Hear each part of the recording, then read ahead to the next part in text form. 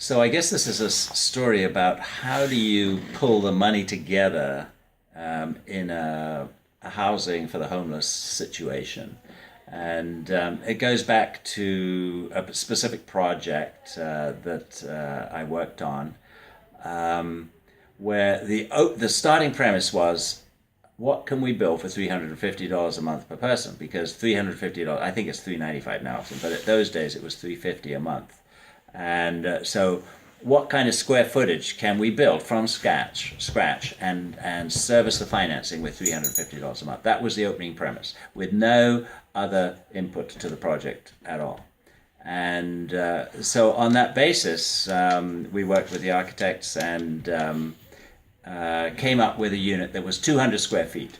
Now, if we had not been a social organization, if this had been a developer project, there would have probably been some pushback on that. 200 square feet, that's not big enough. Nobody can live in 200 square feet. But because we were a social organization, we said, yeah, you can, and it's good. Anyway, we built a full mock-up of the unit, and to get it all approved and to bring all the social agencies and the fire department and the building department through it before we committed to it. And everybody loved it. They all thought it was great. And there were a few other stories that go along with that, but basically the unit was good. And so at 200 square feet, we felt we could put together a project, and we located a piece of land in Victoria, and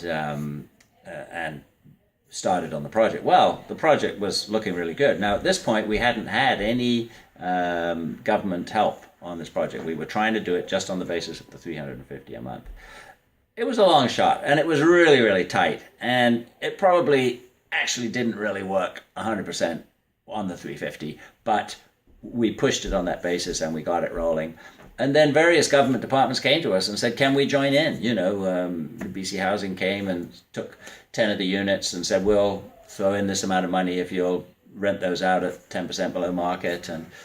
And ultimately the project was built, and it focused on what we call the working poor as opposed to the homeless. It was people who wanted to live in the downtown and needed a place, but really couldn't afford to be there.